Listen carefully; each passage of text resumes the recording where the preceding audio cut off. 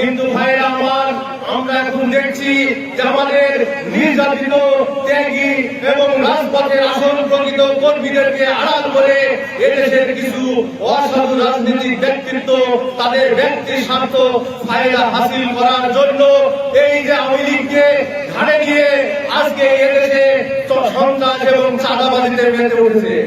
প্রত্যেকটা এলাকায়, প্রত্যেকটা ইউনিয়নে, বাজার ঘাটে এইরকম দখল সন্ত্রাসের রাজত্ব কায়েম করে এদেশের ত্রাসের রাজত্ব কায়েম করতে চায়। আমি তাদেরকে বলতে চাই, আগামী দিনে যাদের নেতৃত্ব সঠিক লিড নেবেন, যারা এদেশের সঠিক নেতৃত্ব দেওয়ার অধিকার রাখে, তাদের মাধ্যমে এদেশের নেতৃত্ব পরিচালিত হবে এবং সেই সব চাঁদাবাজ এবং গুলি কয়েক সন্ত্রাসীকে আস্থা ঘুরে ছুড়ে ফেলা হবে। আজকে রাজনীতির আন্দোলনের মাঠ ডিভাইডপুর থেকে কুষ্টিয়া, ঢাকা, খুলনা আন্দোলনের মাঠ কাটিয়ে বেড়ানো এবং জেল, পুলিশের অত্যাচার, আওয়ামী লীগের হুমকি রাখিয়ে ভিতরে আমার এই আন্দোলনের কিছু কথা আপনাদের সাথে আমার শেয়ার করার খুব ইচ্ছা ছিল। সময় সংক্ষেপ থাকার কারণে আমি আজকে পারছি না। আমি একদিন আপনাদের সামনে কথা হবে, তারপরেও আমি আপনাদেরকে একটু আশার বাণী শোনাতে চাই। আজকে এদেশে গণতন্ত্র প্রতিষ্ঠার লক্ষ্যে আন্দোলন সংগ্রাম হয়েছে। ছাত্র জনতার বিপ্লবের মাধ্যমে স্বৈরাচারী হাসিনা এদেশের ক্ষমতার মস্তক ছেড়ে ভারতে পালিয়ে যেতে বাধ্য হয়েছে। আমরা সকলে একটি আশার আলো দেখেছিলাম, এদেশে নতুন গণতন্ত্র প্রতিষ্ঠা হবে, যেখানে আমার আপনার বাক স্বাধীনতা থাকবে, কথা বলার অধিকার থাকবে, আমার আপনার ভোটের অধিকার থাকবে, আমার আপনার ভোটে দাঁড়ানোর এবং ভোট দেওয়ার অধিকার থাকবে। সমস্ত কিছুর আশা নিয়ে আমরা এদেশের আন্দোলন সংগ্রাম করেছিলাম।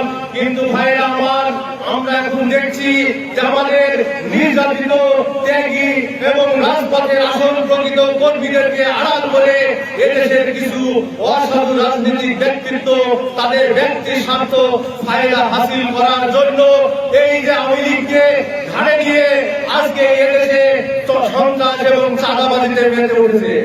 প্রত্যেকটা এলাকায়, প্রত্যেকটা ইউনিয়নে, বাজার ঘাটে এইরকম দখল সন্ত্রাসের রাজত্ব কায়েম করে এদেশের ত্রাসের রাজত্ব কায়েম করতে চায়।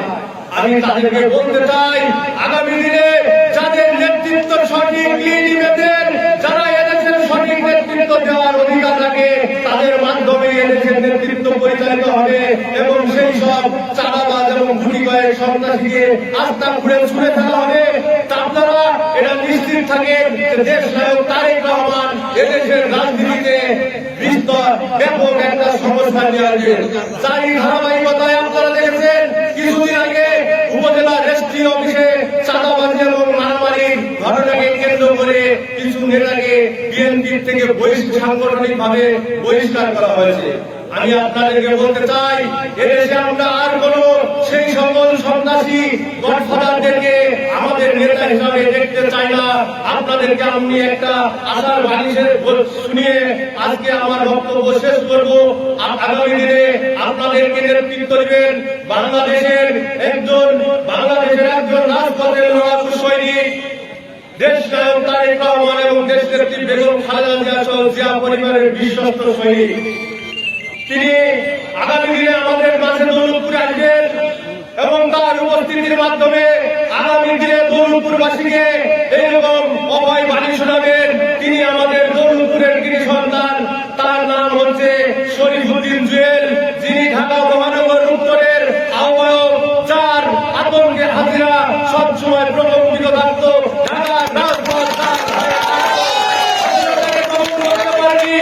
যার নামে 218টা মামলা ছিল নাশকতার, তারপরেও তাকে দমন করা যায়নি।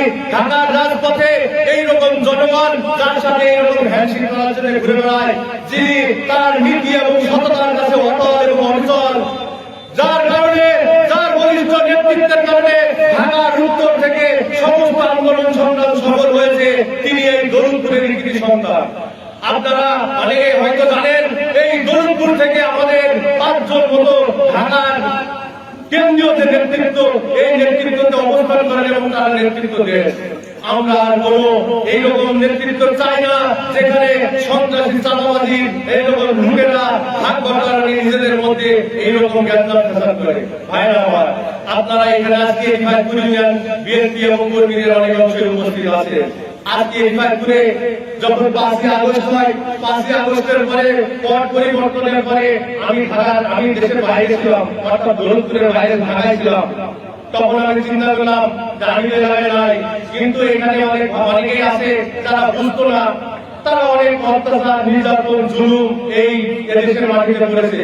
এখন যদি এই সময় মারামারি হানাহানি হয়, ব্যাপক একটা সমস্যার ভিতরে মানুষজন সবাই সাধারণ ধর্মাস করবে। প্রত্যেকটা জায়গাতে আমি এই বিষয়টাকে নিয়ন্ত্রণ করার চেষ্টা করেছি। আলহামদুলিল্লাহ আমার রিফাইনপুরের বাকি 8টা ওয়ার্ডের কোথাও কোনো গ্যাঞ্জাম ফ্যাসাদ মারামারি বা এই ধরনের ভাঙচুর লুটপাট হয়নি, শুধুমাত্র ব্যতিক্রম ছিল সংগ্রামপুর। এই সংগ্রামপুর বাদে প্রত্যেকটা জায়গার মানুষ শান্তিপূর্ণ এবং সুষ্ঠুভাবে অবস্থান করেছে। তাই আমি আপনাদেরকে আহ্বান করতে চাই, আপনারা যারা অন্য দল বা মতের ভিন্ন মতের আছেন তারা ভয় পাবেন না, তারা এরকম এড়িয়ে ছেড়ে চলে যাওয়ার কোনো প্রয়োজন নাই।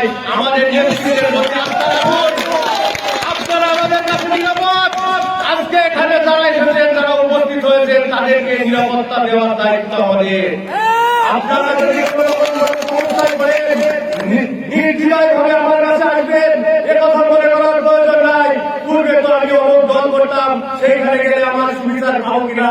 আমরা এই ধরনের নেতৃত্বের পরিবর্তন করে এই দলিতপুরের আমরা সকলের ভাই ভাই, আমার আপনার মতের এবং আমার সাথে মিল থাকতেই পারে। আপনি একটা দল করতে পারেন, আমি একটা দল করতে পারি, তার মানে এই নয় যে আমি ক্ষমতায় আসলে আপনারা সমস্ত ভেঙে ফিরে চুরমার করে আপনাকে আমাকে নিঃশেষ করে দিতে হবে না।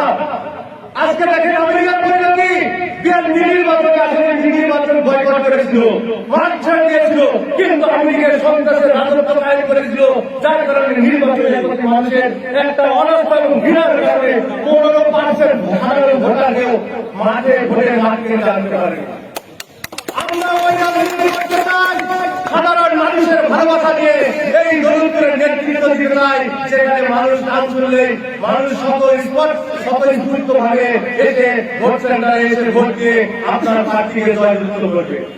এই কারণে ভাই আর বেশি সময় নাই, অনেক কথা বলা ছিল, আজকে হলো না। আমরা এই ধরনের সন্ত্রাস বিরোধী শান্তি সমাবেশ দৌলতপুর থানার প্রত্যেকটা ইউনিয়নে করব। আপনারা আপনার জনসাধারণ দল মত নির্বিশেষে আমাদের পাশে এসে দাঁড়াবেন।